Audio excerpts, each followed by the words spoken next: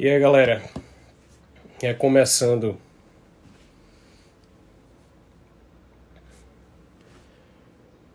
Já vou fixar o tema aqui.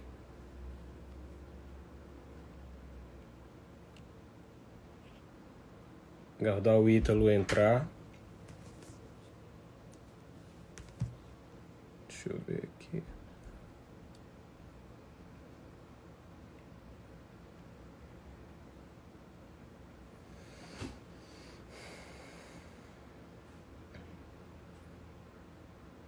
Boa noite a todos, mais uma vez. Vamos aguardar a galera voltar aí.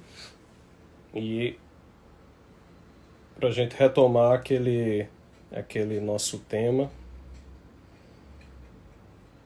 a respeito da inteligência das virtudes. O Ítalo entrou aqui.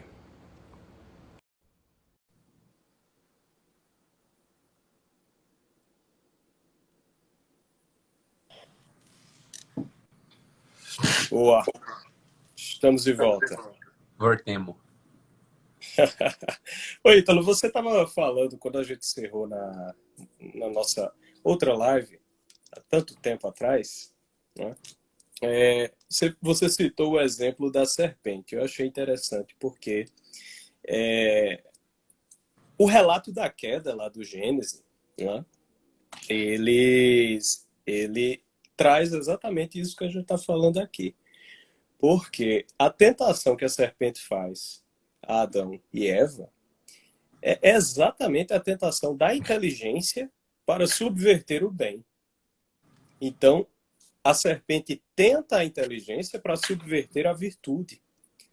Ela provoca Eva com a tentação de ter o conhecimento do bem e do mal e de ser como Deus.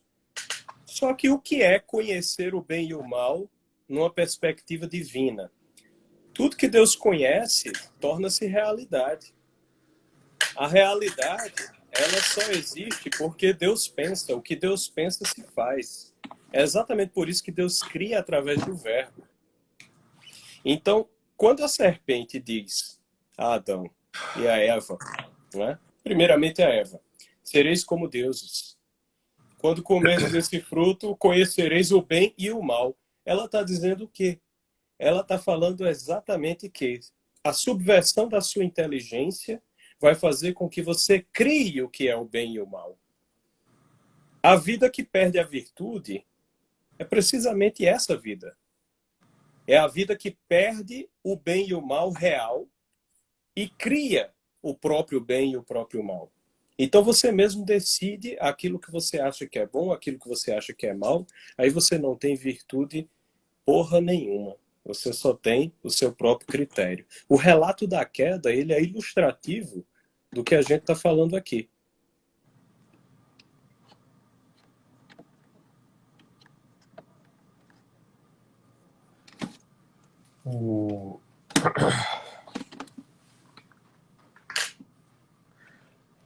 A serpente, ela é...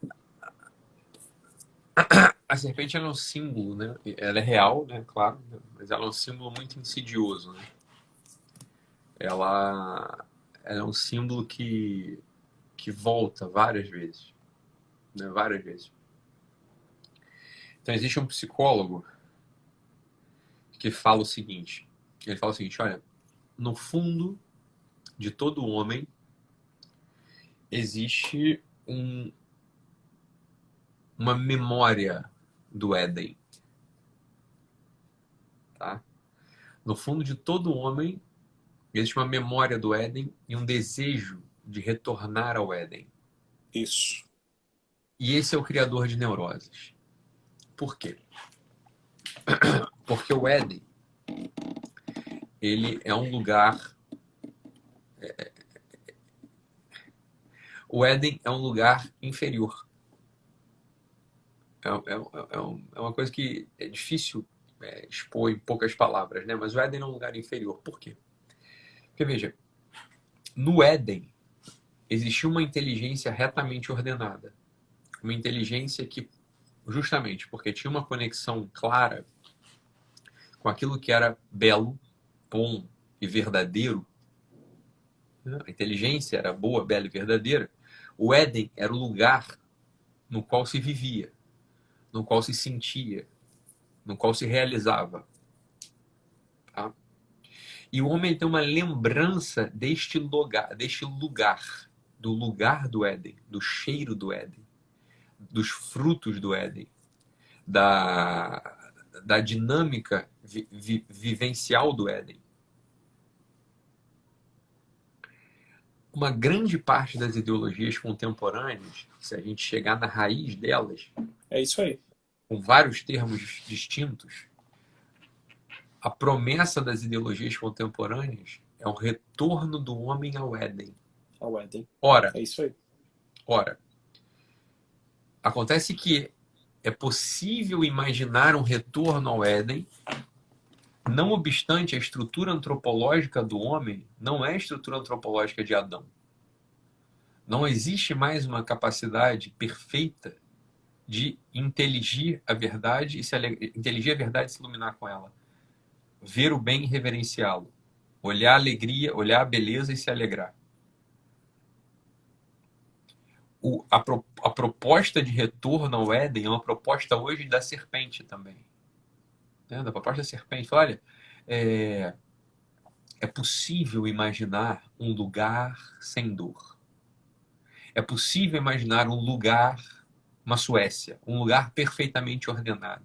É possível imaginar um lugar no qual todos os direitos fundamentais do homem estão de pé e garantidos. A pergunta que eu te faço, Taiguara, é: qual homem viveria no Éden? Não é o Adão, é o homem caído. Isso. Então jogue um homem caído no Éden. E ele vai destruir o Éden. Assim, das duas uma. Ou ele destrói o Éden, ou o Éden tem uma serpente tão poderosa que o mantém, que o homem se destrói. Isso. Veja esses países perfeitos como a Suécia. Lá é o Éden. Né? Não falta nada para ninguém. Tudo perfeitamente organizado, saboroso, cheiroso, lindo, bem disposto. E, no entanto, é um lugar de pessoas maximamente frustradas, pagãs, sem religião, entristecidas e sem sentido da vida. Olha, existe um desejo do Éden no homem hoje que tem que ser colocado num lugar muito inferior da personalidade, muito inferior da antropologia. O desejo do Éden hoje no homem é animal. Isso tá na frequência da animalidade. Olha, claro, um animal, ele gosta de viver sem sofrer. Um animal, ele gosta de estender a mão e pegar um fruto. Um animal gosta de ter um ninho para ele poder fazer a sua casa estar seguro. Uma Suécia da vida. Agora, esse animal, esse homem, ele pode viver no Éden? Essa é a pergunta. Por quê? Porque ele sabe que ele é um homem caído. Ele sabe que ele é um traidor. Ele sabe que ele é inconstante. Ele sabe que ele não tem inteligência e virtude. Ele sabe tudo disso. E aí está uma geração de neurose. Uma das gerações de neurose é essa. Quer dizer, você vai converse com pessoas. A gente conversou, né? Eu sou psicólogo, psiquiatra. Você vai conversar com pessoas que têm a vida perfeitamente ordenada. Elas não são Adão. Olha, a gente não precisa ir muito longe. Adão, que era Adão, caiu. Assim, o próprio Adão caiu. O próprio Adão caiu. Olha, o viandante, o homo viator, esse homem que anda no mundo, é um homem que não anda buscando o Éden. É um homem que anda buscando a salvação, no limite. A cruz e a ressurreição. Que nada tem que ver com o Éden. Assim, o que tinha cruz no Éden? Não. Tinha crucificação no Éden? Não. Tinha ressurreição no Éden? Não. Essa é uma das grandes trampas, essa é uma das grandes trapaças contemporâneas. Essa oferta do Éden. Isso. A oferta, sempre que alguém te ofereceu o Éden, você fala assim, olha, mas nem Deus quis reconstituir o Éden. Isso. Se ele quisesse, ele teria feito. Assim, o Éden não é para existir mais nesse mundo. O Éden é uma memória longínqua. O Ele Éden é uma colocou memória, 2 querubins na porta do Éden para ninguém voltar para lá. o Éden é uma memória longínqua. Guardada a 7 chaves ou a 2 querubins. Isso é o Éden. Olha, não haverá mais Éden aqui. Essa é uma coisa fundamental, você tá entendendo? Não tem mais Éden aqui nesse mundo. Ítalo, há um filósofo italiano que ele é de uma raiz filosófica completamente distinta da nossa. Né? A nossa raiz filosófica é outra, aristotélico-tomista e os alinhados. Né? Cada um tem uma influência particular. Há um filósofo italiano chamado Giorgio Agamben. E o Giorgio Agamben, ele tem um livro que ele trata dessa questão sob uma maneira muito interessante. O livro se chama O Reino e o Éden. E ele mostra que a modernidade ela se compõe de constantes tentativas políticas de restaurar o Éden na Terra. Olha isso, olha o que eu estou falando aí. Então, a ideologia, o que é a ideologia? A ideologia é a busca do paraíso terrestre. Então, quando você olha o marxismo, o que é o marxismo? O marxismo é a ideologia do igualitarismo nesta terra. Então, é o paraíso nesta terra. Sim. Só que a proposta de Cristo foi outra. Cristo não propôs recuperar o Éden. Cristo abriu a porta para algo muito maior, que é o reino. Sim. Então, não o paraíso terrestre, mas o paraíso celeste, a Jerusalém celestial. Então, veja, a imagem da serpente, ela aparece na Escritura 2 momentos, aparece em vários momentos, mas em 2 ela aparece com sentidos radicalmente diversos. Você tem a serpente do Gênesis, a serpente primeva, como se chama, que é essa serpente que faz a tentação da inteligência. Você vai ser como Deus se conheceu o bem e o mal. A serpente do Gênesis é essa. Mas há uma outra serpente, que é aquela que Moisés levanta no deserto. A serpente de bronze. Sim. Que cura as chagas do povo que estava doente. E essa serpente de bronze é mandada fabricar pelo próprio Deus. O povo estava doente porque estava reclamando demais de Deus. Estava pecando demais contra Deus, blasfemando. Então Deus mandou um flagelo, uma doença. E essas pessoas pediram a Moisés, o que é que a gente faz? Moisés foi a Deus e Deus disse, faça uma serpente de bronze e estenda para que todos vejam. E aí todos vêm e se curam. Essa serpente de bronze, todos nós sabemos, porque o próprio Cristo veio explicar, ele se une a essa serpente de bronze e ele utiliza essa imagem para dizer que aquilo ali era a prefiguração dele próprio. Ele diz, quando eu for levantado, todos olharão para mim. Homine tradetur. Exatamente. Todos me verão. Quer dizer, quando Cristo é levantado, no Antigo Testamento há uma prefiguração de uma serpente que é de bronze.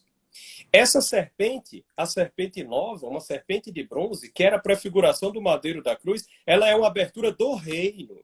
Por isso que no credo nós rezamos que Cristo descendit ad inferos, né? Desceu aos infernos. Então ele desce aos infernos e arranca aquelas pessoas que estavam no limbo, né? Aquelas almas dos patriarcas, dos profetas que estavam no limbo e que não tinham a visão de Deus, porque ainda não tinham o sacrifício redentor, e abre para elas uma outra perspectiva que está aberta a todos nós, que é a perspectiva do reino.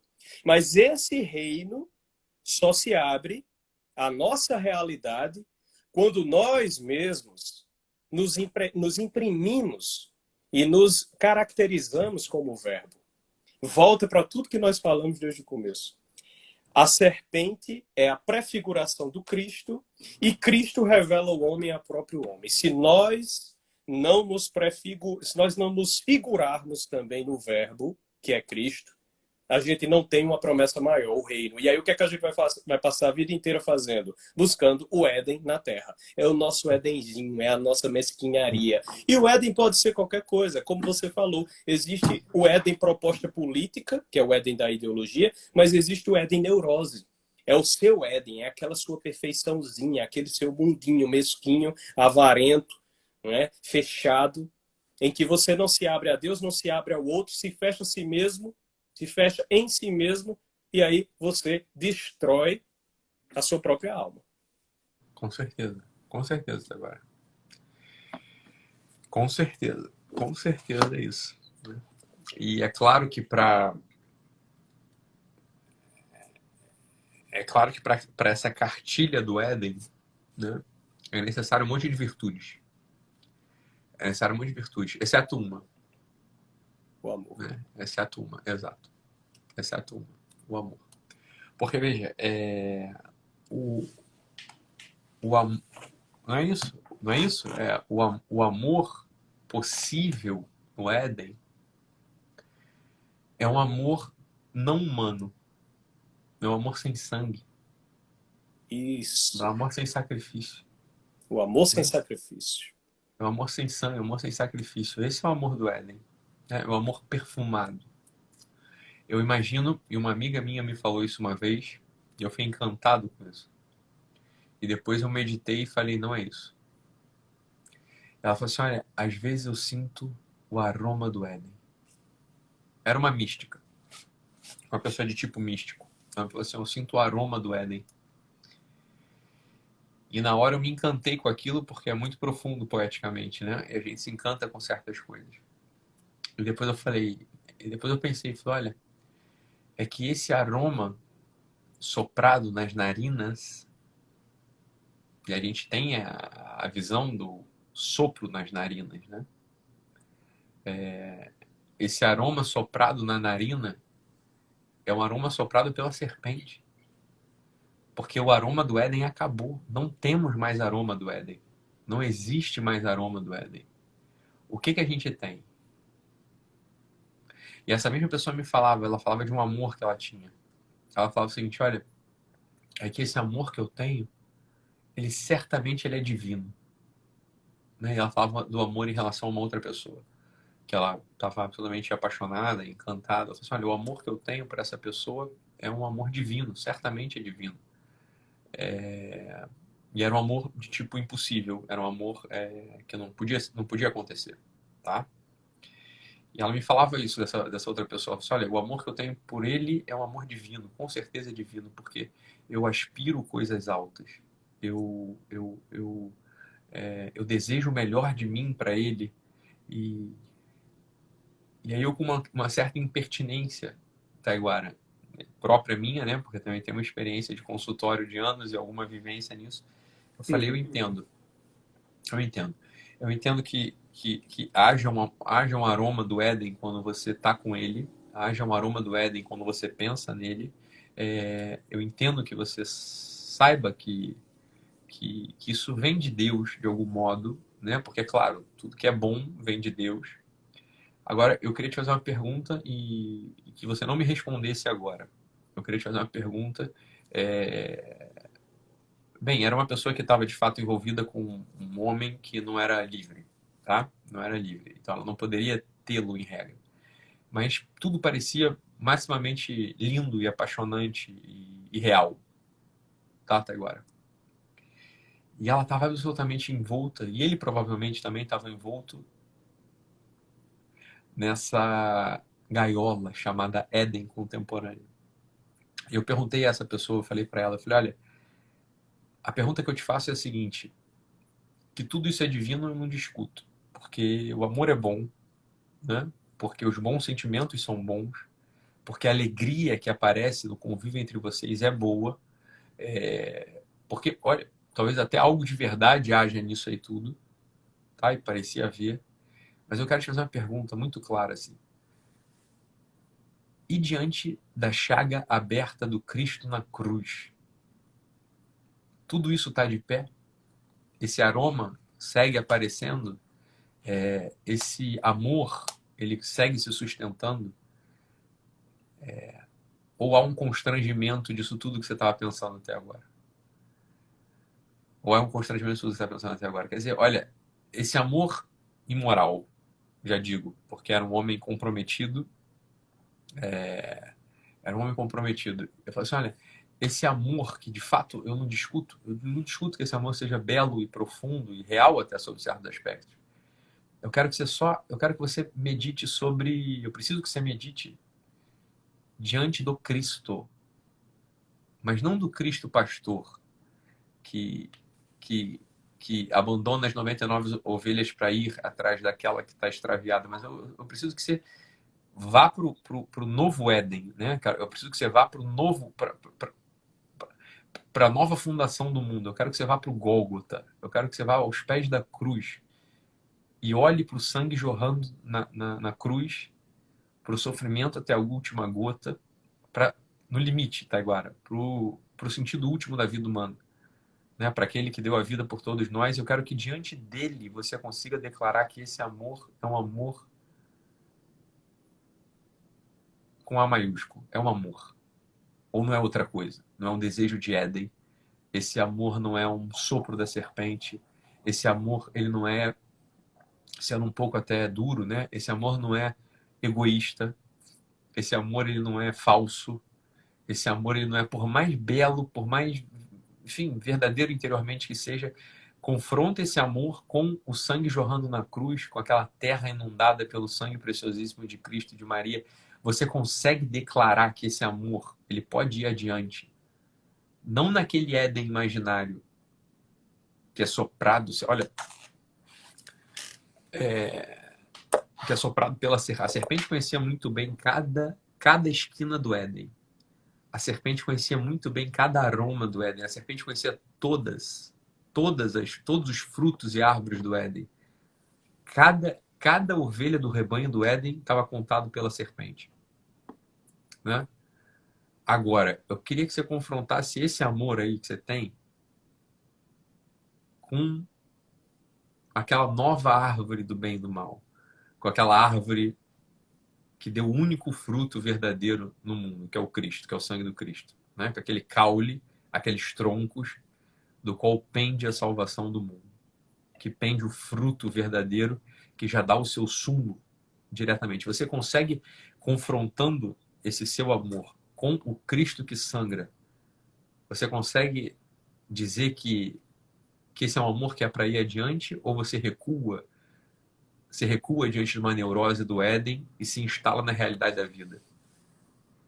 Essa foi uma pergunta que eu fiz para ela. A pergunta que eu fiz para ela. E ela escapou. Ela não respondeu. Ela continuou apegada ao quê? Né? Ao seu Éden individual. Ao seu Éden. Ao seu Éden, no qual ao Éden que tinha havia uma autoridade naquele Éden que foi que fez a bagunça toda, né? Que foi a serpente. A serpente fez a bagunça toda no Éden. Então, provavelmente, esses desejos de Éden, e trazendo para o dia a dia, né? Esses pequenos amores, que são grandes para a gente, né? Para o nosso coração, todo amor é grande, né, Taiguara? Quer dizer, para o nosso coração, todo amor é grande. O amor a uma mulher, o amor a um projeto pessoal, o amor a um projeto profissional, o amor a um projeto intelectual, todos eles são grandíssimos. Agora, se esse amor ele não é confrontado realmente com o único fruto verdadeiro que pendeu da árvore do bem e do mal, a verdadeira árvore do bem e do mal, e não aquela árvore do Éden, né? Mas a cruz, que tem formato de árvore, né? Isso. Se esse amor ou se esse desejo, se essa lembrança do Éden não é confrontada com Gólgota, o sujeito está absolutamente inscrito numa neurose falsa. Por mais doloroso que isso seja. Por mais doloroso que isso seja. Porque por mais aparência de real que tenha. Foi o que você falou. Esse fruto, toda semente, ela é enterrada para que possa brotar uma árvore nova. Essa mesma semente que você estava falando, ela desceu ab inferos, ela foi até o fundo e permaneceu enterrada por 3 dias. Para quê? Para nesse solo inferior, ela conseguir articular todos os 4 elementos. Ela na terra absorveu a água, uma terra aerada pelo Espírito Santo, aerada pelo trabalho do Espírito Santo no mundo, que já vinha agindo, né? Então você tem terra, tem ar, tem água, e pelos raios solares. É assim que a Terra, assim que a semente brota, né? A semente brota a partir da articulação dos 4 elementos. Então, essa semente chamada Cristo, ela foi enterrada e trouxe de toda a profundeza da Terra o vigor cósmico, que é o fruto final, é o fruto verdadeiro. Ó, isso o Éden não tinha. O Éden não tinha a semente verdadeira. O Éden não tinha a semente verdadeira. O Éden tinha cultivadores. O Éden tinha agricultores na melhor das espécies, Adão e Eva, que não se fizeram semente, que não morreram para que alguém ressuscitasse. O Éden tinha todos os frutos possíveis, mas não isso. O Éden não tinha semente verdadeira ainda, né? E é por isso que na Páscoa, na celebração da Páscoa, a gente relembra um tipo de culpa feliz, né? Chamado Félix Culpa. Félix Culpa. O que é a Félix Culpa? Assim, olha, havia um jardim, mas não havia ainda a semente. A semente da qual brotaria toda a vida e da qual penderia a salvação do mundo ainda não havia sido inaugurado no mundo. Então é com muito pesar interior, com muito pesar interior que a gente às vezes encontra Édens na nossa vida, seja o apaixonamento por uma mulher impossível, seja um projeto inadequado, seja uma vida intelectual que a gente não vai ter. A gente encontra esses Édens na nossa vida. São as promessas da serpente, no final das contas, né? E nos apegamos a ele de forma suicida. Porque é isso que acontece. E o confronto é sempre esse. Olha, diante dessa nova mulher, imagina só, você é casado, né, até agora. Imagina que a gente é apresentado a uma mulher boa, uma mulher sedutora, uma mulher, não é nem sedutora, uma mulher boa, uma mulher com quem a gente quisesse até compartilhar a vida, que não é a nossa, uma outra. E as pessoas são capazes, isso foi minha experiência de consultório por mais de 10 anos. As pessoas, elas não estão... Olha, francamente falando, Taiguara, eu não quero nem ser uma pessoa puritana aqui. Às vezes há muita bondade nisso tudo. Às vezes há muito amor nisso tudo. A grande questão é, confronte... Esse é um amor do Éden. Confronte esse amor com Gólgota. Confronte esse amor com a semente verdadeira e veja se é possível que esse amor subsista. Porque é uma coisa, Taiguara, olha, diante de Deus, tudo é bom e tudo é justificável. E é nesse sentido que falo, olha, a pessoa que acredita em Deus sem Cristo, ela não tem ainda a presença de Deus dentro dela. Porque o Cristo é a semente que desceu por 3 dias e frutificou. Ele é a semente verdadeira. Ele foi selado num túmulo virgem. Como quem diz, uma terra preparada para aquela semente. Olha, confronte esse amor, confronte essa... Não te chamo... Olha, agora, eu sou um tipo mais... eu sei que até me acusam disso várias vezes. Eu sou um tipo até mais... menos moralista, tá? Eu até concedo que haja verdade, beleza, bondade em relacionamentos, por exemplo, que não são casamento. A grande questão isso é o Éden. Isso é uma ideologia.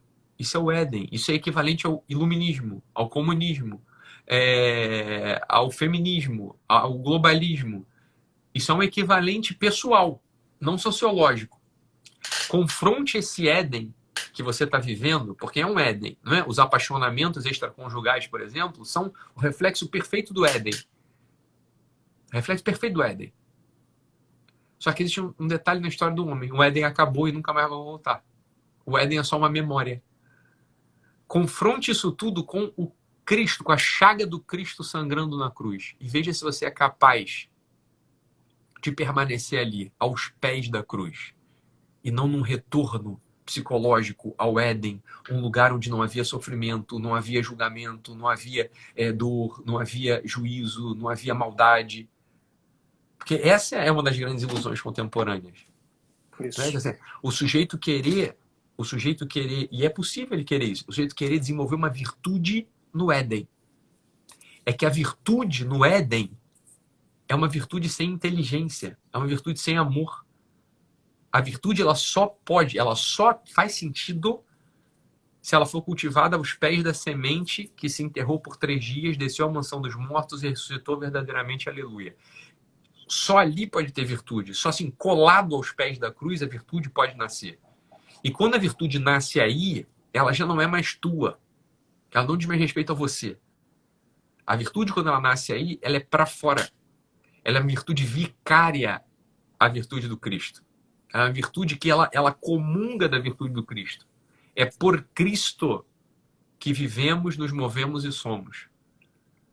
No Éden não é assim, concorda? Fala, quando o Adão fazia uma boa ação no Éden, era o Adão que estava fazendo uma boa ação no Éden. Quando Evinha fazia uma boa ação no Éden, era a Evinha que fazia uma boa ação no Éden. Quando alguém se cola ao novo Éden, que é o Gólgota, já não é mais a virtude dele. Já não é mais a virtude dele.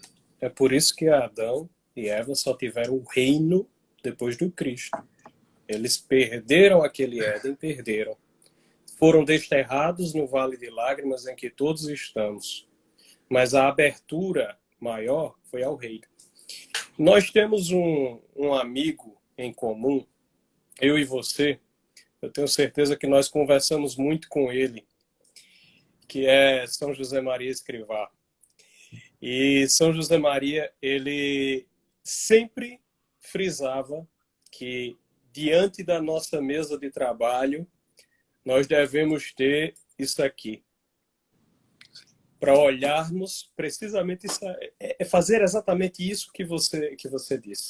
O convite que você falou que fez a essa moça foi o convite que Cristo fez a Tomé na liturgia agora desse fim de semana. Vem cá você, toca aqui na minha chaga, né?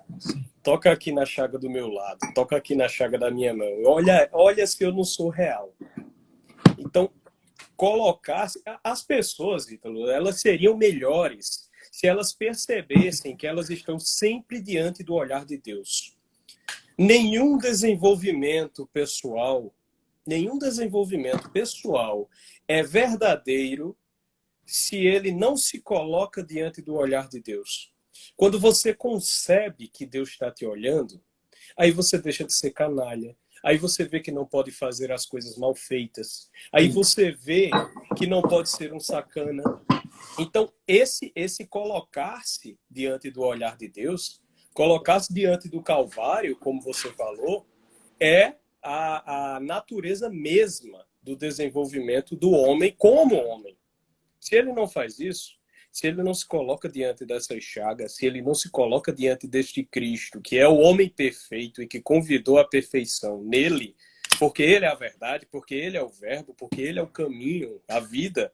Então, se você não se coloca diante disso, todo desenvolvimento que você tenha é apenas um desenvolvimento incompleto que vai resultar numa imperfeição sempre e sempre presente.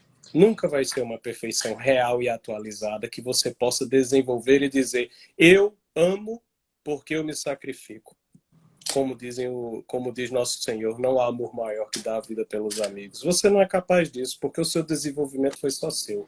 O seu desenvolvimento não foi olhar para o Cristo, que volta a olhar para o outro também. Eu posso fazer uma parte aqui, Taiguara? Total.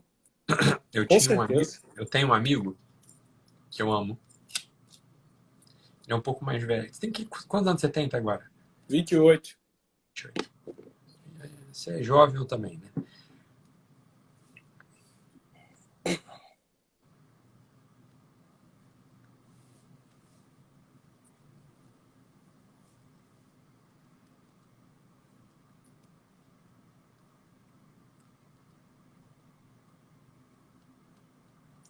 Eu tenho um amigo que se tornou meu amigo numa fase muito complicada da vida dele, tá? E ele me procurou para ajudá-lo, tá? A gente se tornou amigo nessa circunstância.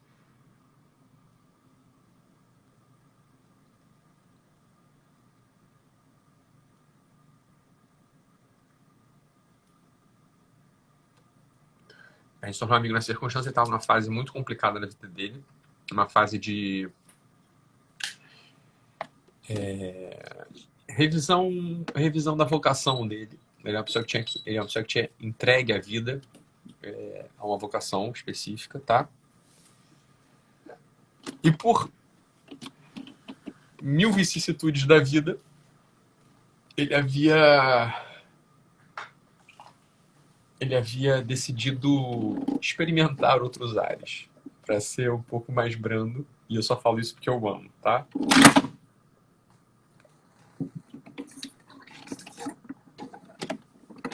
Então ele era uma pessoa que estava muito mal.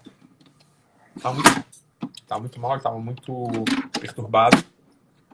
Ele estava muito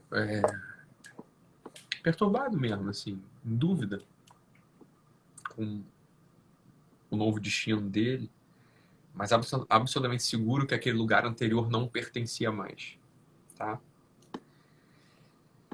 O fato é que nas nossas conversas, ele me ensinou uma coisa que eu levo até hoje. E ele não ensinou querendo dizer assim, então, senta aí que eu vou te ensinar. Não foi absolutamente assim. Sempre que ele falar, ele era uma pessoa religiosa.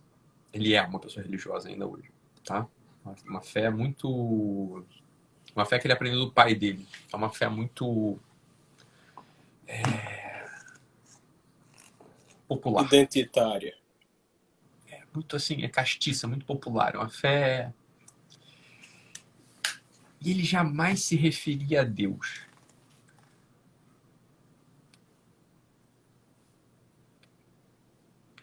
Eu acho que eu nunca ouvi esse meu amigo falar a palavra Deus. Ele falava Jesus Cristo. Cristo. Jesus Cristo. Cristo. E é isso que eu estou querendo dizer aqui. Olha, Deus, quando a gente fala Deus, a gente tem uma visão, a gente vai tender a ter uma visão muito abstrata e benévola. Benévola em qual sentido? Cristo é mal? Não. Mas a gente tem uma visão. Deus, ela é a imagem da nossa. Deus, quando a gente fala Deus, ele é a imagem da nossa cabeça, ele é a imagem das nossas projeções. Justamente por isso, porque ninguém nunca viu a Deus. Né? Deus, ele é uma imagem das nossas projeções. Né? Se a gente tende a imaginar Deus como alguém misericordioso, misericordioso ele será. Se a gente tende a imaginar Deus como alguém distante, distante ele será. Se a gente tende a imaginar Deus como alguém severo, severo ele será. Né? Deus é uma figura, olha, abstrata, pela própria natureza dele. Né? Deus não é concreto. Ao passo que o Senhor de Nazaré, ele é 100% concreto. Então, quando esse meu amigo, ele se referia, e eu nunca apontei isso para ele, mas ele sempre se referia assim ao Cristo, ao Jesus de Nazaré. Assim, ali eu aprendi uma grande lição, uma grande lição. Uma grande lição. Eu falei, olha, qualquer sujeito que queira ter uma vida espiritual e que queira de fato progredir na sese, ele deve abandonar a palavra Deus da cabeça dele. Não porque Deus não exista. Entende o que eu estou dizendo, Taiguara? Eu Sim. me faço herege aqui ou não? Não porque Deus não exista ou porque Deus ele não esteja olhando pra gente. Não é isso. É porque pra gente, Deus é uma projeção nossa. Você cria Deus à sua maneira, porque você não consegue identificar a sua face. A face de Deus só se mostrou a nós através do Cristo. Quem me vê, vê ao Pai, foi o que ele disse. A maneira de enxergar a Deus é olhar para o Cristo. E esse meu amigo, ele me ensinou isso. Ele falou, olha, ele não me ensinou falando nem nada, mas ele só se referia a Deus através do Cristo. Ele só falava Cristo, Cristo, Cristo. E ali eu aprendi, eu falei, olha, eu não falo Deus nunca mais. A menos que seja assim, por um motivo de linguagem muito claro, né? Uhum. Mas assim, na minha conduta pessoal, e aqui eu não estou botando como exemplo, eu estou botando meu amigo como exemplo, né? Eu falei, olha, ali tem uma razão de ser muito profunda, hein? Muito profunda. Eu falei, olha, quando a gente, por exemplo, confronta esses nossos desejos de todos os tipos, né? Vamos botar aqui esse desejo, sei lá, de uma nova família. A gente é casado, né, Taiguara? Deus nos livre. Mas a gente é casado. Mas imagina que aparece uma boa moça, decente, bonita, amável, cheia de qualidades e que queira dar vida pela gente. E a gente começa a imaginar que Deus está presente ali. Por que a gente imagina que Deus está presente ali? Porque, olha, a gente está num mundo. E no mundo tudo é dúbio. Então, mesmo numa crueldade muito grande, existe bondade. Essa é uma das grandes graças desse mundo, né? Olha, no campo de concentração tem bondade. Numa morte tem bondade. Numa situação horrível e trágica tem bondade. Portanto, Deus está ali. De algum modo. Agora, quando a gente confronta essa realidade com o Cristo, com a vida inteira do Cristo, que teve uma mãe, teve seus irmãos, entendo aqui sem nenhum tipo de heresia, irmãos lato sensu, né, primos, apóstolos, e esse mesmo homem que andou, carregou uma cruz, sangrou, morreu, foi enterrado. Quer dizer, antes disso desceu por panos, Nicodemos desceu ele da cruz, o enterrou, e depois ele ressuscitou e apareceu ali nos discípulos de Emaús e cozinhou peixes e assou peixes na margem do rio Tiberíades com os seus apóstolos. Olha, diante desse, tudo fica mais claro. Diante desse, a confusão do Éden se desfaz. Porque o Cristo não habitava no Éden. Deus habitava no Éden. Cristo não estava no Éden.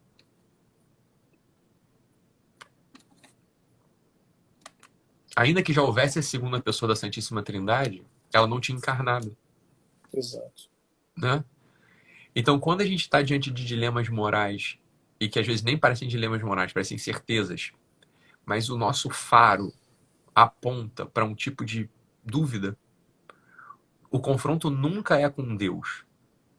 As pessoas têm oração e vão fazer uma oração diante de Deus, saibam, elas vão validar os seus desejos de maçã. Elas vão querer comer o fruto da árvore proibida. Porque vão projetar o Deus de si próprios. Porque vão projetar o próprio Deus. Vão projetar o Deus de si próprios. Agora, tente fazer isso com Cristo. Tente, como a Valtorta, tente entrar na chaga do Cristo e ali dentro da chaga do Cristo. Não precisa nem ser do peito do Cristo. Uma chaguinha lateral, a mão direita do Cristo. Entre na mão direita do Cristo e se coloque a questão. E veja se ali a realidade não aparece toda em conexão. Toda a razão da realidade, veja se ela não aparece.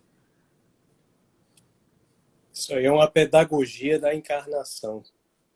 A verdade que se encarna, então ela se torna concreta. Ela se torna plenamente palpável a nós. Volta para o que falávamos na outra live. Aí você consegue participar dela. Você entra na participação. Você participa do verbo. Santa Teresa de Calcutá, ela dizia: os sofrimentos, eles são os beijos de Cristo. É que quando ele se aproxima de nós, a sua coroa de espinho nos toca. Então, você participa. Todos os grandes místicos, todos os grandes santos do sofrimento, todos, eles sempre trouxeram essa noção muito profunda de que nós participamos do verbo. Agora, eles participaram da maneira mais crua possível, porque eles participaram do próprio sofrimento do verbo. Que participação mais perfeita é essa que muitos de nós jamais mereceremos, de participar do sofrimento do verbo, da cruz do verbo. Mas aí é que entra o nosso consolo, porque a gente pode fazer essa participação. Ainda que não tenhamos uma participação como a que grandes santos tiveram, mas nós podemos participar do sacrifício do verbo nos pequenos sacrifícios da nossa vida. Quando a gente se defronta com o sofrimento, com o problema, com a dor, com a doença, e nós somos fortes como o verbo foi forte.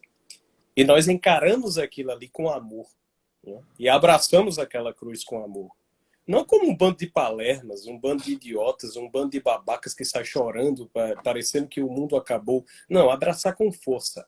Abraçar como se aquilo fosse a própria natureza nossa. E é a nossa natureza. Porque no momento em que nós abraçamos a cruz, nós abraçamos o verbo. E abraçando o verbo, que é Cristo, Nós nos revelamos a nós mesmos, porque é Cristo que é capaz de fazer isso. Nós não somos capazes. Ninguém é capaz, só Cristo. Esse é o ponto que eu ia chegar, Taiguara. Eu atendi nesses anos de prática clínica, né? Eu atendi todo tipo de gente. E atendi sacerdotes querendo largar a batina. Tá? E eu entendo perfeitamente. Né? O sacerdote que não é um bispo, o sacerdote ele é muito humilhado em toda a sua vida sacerdotal. Né? Ele é humilhado pelo bispo, ele é mãos atadas pelos paroquianos, os ecônomos da paróquia, então ele tem muito pouca liberdade. E em algum momento entra, óbvio, porque ele é um ser humano, entra um elemento de desejo do Éden. Desejo do Éden. E eu vi todos, sem exceção,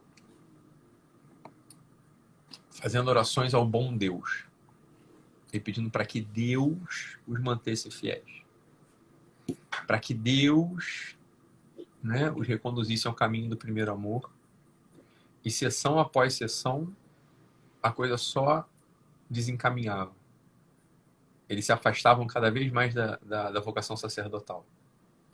No início da minha jornada como terapeuta, eu já peguei logo umas pedreiras dessa e não tinha claro isso tudo que eu tenho hoje, né? E alguns perderam a vocação. Tá? E até hoje eu ofereço sacrifícios e penitências por eles. Tá? Com muita dor. Porque a infidelidade, ela sempre dói. Né? E algo... Claro, eu tinha alguma responsabilidade nisso e claro, a minha imperícia não nos ajudou em nada. Mas num certo momento, e foi uma virada, quando essa noção do Éden ficou clara para mim, a conexão do Éden com o Calvário, né? E que no Éden existe um Deus que, por ser abstrato e por não ter nome, né? Os judeus nunca falaram o nome de Deus. Deus não tem um nome. Né? Por que ele não tem um nome? Porque ele não tem um rosto. Só tem nome quem tem rosto. Né? Quando houve uma virada e eu ajudava aqueles sacerdotes a se colocarem diante do Cristo, né? Do Cristo. E não diretamente do Cristo na cruz, porque a cruz ela é repugnante, mas da vida do Cristo, da vida pública do Cristo. E depois conduzindo, claro, até que eles chegassem a conseguir contemplar e morar dentro das chagas do Cristo, nenhum deles abandonou a vocação. Porque não se pode. Porque já não se pode mais abandonar. Já não se pode mais voltar atrás. Aí ele se vê como outro Cristo. Porque ali é real. Entende? Ali tem uma semente que vai frutificar. No Éden, esse que é o ponto. Nenhuma árvore frutifica no Éden. Só as árvores que já estavam postas no Éden. Né? Agora, a árvore do Gólgota, a árvore do Calvário, essa dá frutos há 2000 anos. Essa dá frutos há 2000 anos. Então, quando a gente perde o cacuete de se relacionar espiritualmente com Deus, que não preciso nem dizer, não tem nenhuma objeção a Deus. Deus é. Deus é. É o eu sou, inclusive. Pra gente, Deus não é. Entende? Pra gente, Deus não é. Deus, no máximo, não somos santos, ok? Eu estou partindo desse princípio. Talvez os santos tenham uma outra visão de Deus. Mas ainda assim, os santos se relacionam com o Cristo. Mas pra gente que não é santo, o Deus ele é uma projeção dos nossos desejos terrenos. Porque eles são bons. A gente não vai querer uma coisa ruim. Né?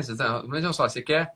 Por que você está querendo abandonar a batina? Porque você quer um tipo de liberdade, você quer viver um amor que de repente apareceu na tua vida, você quer voltar a cuidar dos teus pais, você quer...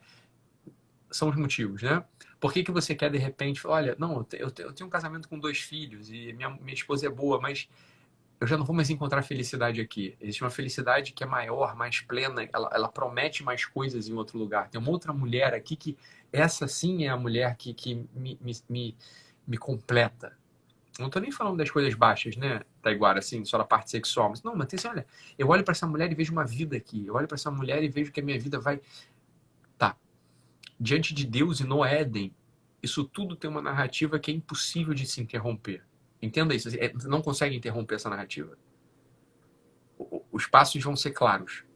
Os passos são claros. Você vai aderir ao Deus que é uma projeção dos teus desejos. Que não é falso. Tem algo disso mesmo.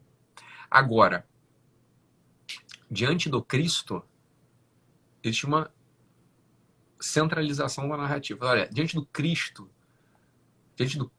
confronte a sua vocação sacerdotal com Cristo. Confronte a sua situação matrimonial com o Cristo. Confronte a sua situação profissional com o Cristo. E conte a sua história não no Éden, mas no Gólgota. Porque essa é a história do cristão. A gente não tem uma religião adâmica. Concorda, Taiguara? Sim. A gente não é Adão. A gente é cristão. Né? Adão O falava novo diretamente. Adão. Hã? É o novo Adão. O novo Adão chama-se cristão.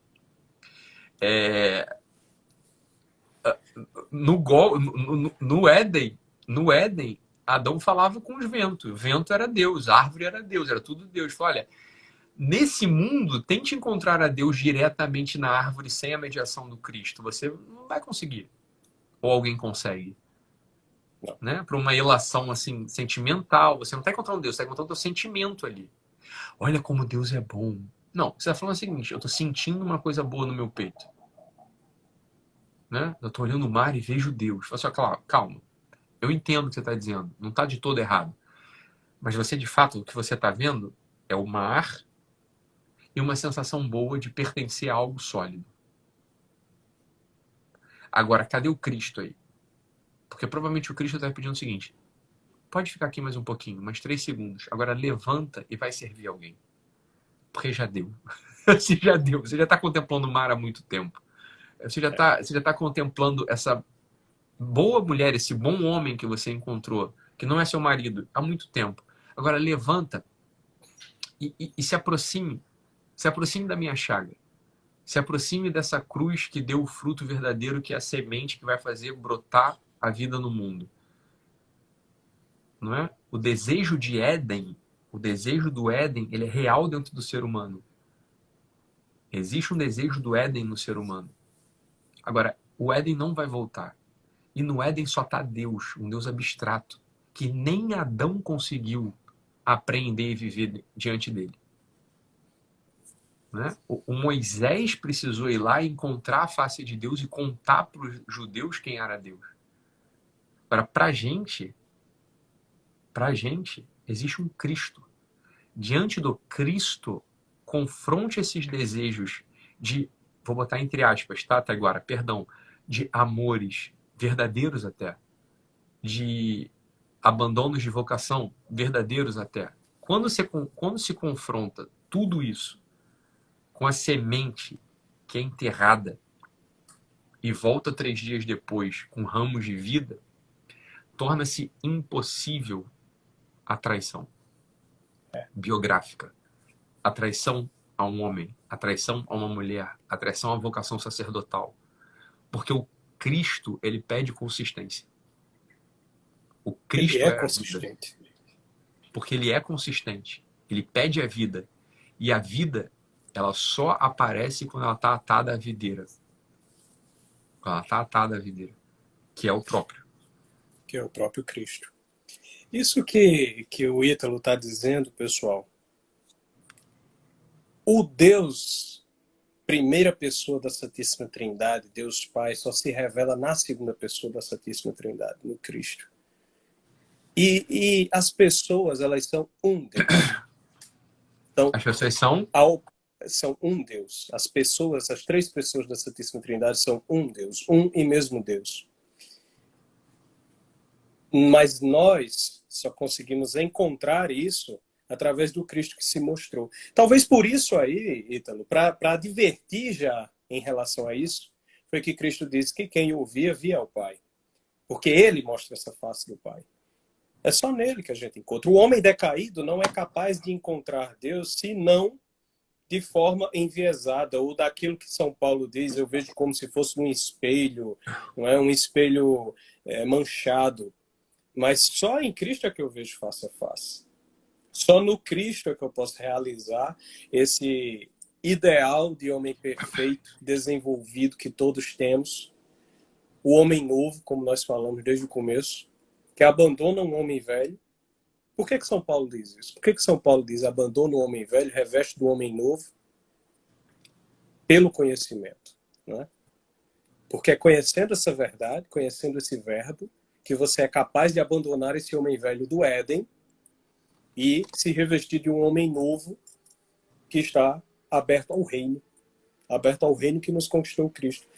A tradição cristã, ela aponta que Gólgota, Calvário, a Pedra da Caveira, por que isso?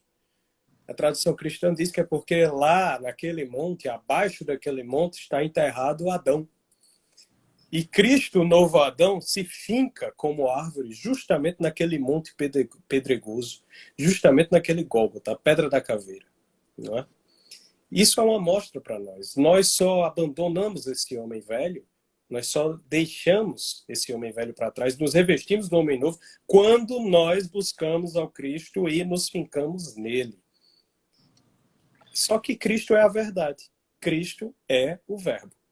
E apenas através do conhecimento da verdade, nós conseguimos fazer essa impressão da imagem do Cristo em nós, como se fôssemos um santo sudário andante, né? Um sudário andante. Estamos aqui ressuscitados, o sudário andante, né? Cristo se imprimiu em nós, a face dele está aqui, visível em nós. Quem atingiu isso? Os grandes santos atingiram isso, os maiores santos atingiram de tal maneira que receberam até os estigmas. Veja que coisa. Agora, eu sei que existe, e é claro que eu sei que existe, né? E não invalida em nada, né? O Thomas Kempf escreveu um livro muito utilizado chamado A Imitação de Cristo. A Imitação de Cristo. Né?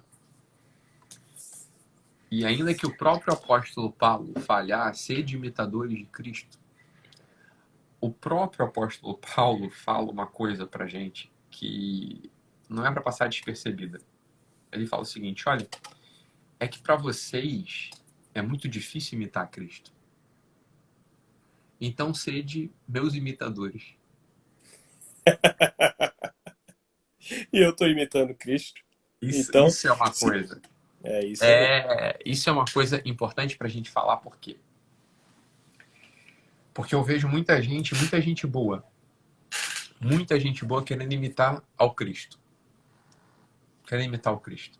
Olha, esse é um jeito de pensar, tá? Não estou dizendo em absoluto que isso não funciona, mas isso então, não... só para te avisar, nós temos 2 minutos. Ih, meu Deus, eu ia começar outra história agora, não sei o que a gente faz, meu cara. Não sei o que a gente faz. Eu tô aqui de boa. Eu tô aqui de boa, cara. Eu tô aqui tomando uísque, fumando e falando contigo. Você que sabe aí, tá igual. Você quer reabrir e continuar a sua história? Podemos reabrir, você que sabe. A gente pode reabrir. A gente continua a sua história e conclui a nossa conversa, que está muito boa. Então tá bom. Então, deixa eu só avisar aqui. Pessoal aí dos comentários, a gente vai... Temos 1 minuto, o Ítalo vai nos contar uma última história e a gente vai só reabrir, vai encerrar essa live. Taiguara, se você tiver com horário para cuidar aí da tua família e tudo, você fala, cara, a gente volta em outro momento. Por mim não tem... Não, tô tranquilo. Vamos continuar para você continuar essa história aí. Eu vou encerrar essa, pessoal, e vou abrir outra imediatamente. Vão ser 3 lives. É a primeira vez que eu faço 3 lives aqui no Instagram. Vamos lá, vamos embora. Vamos lá.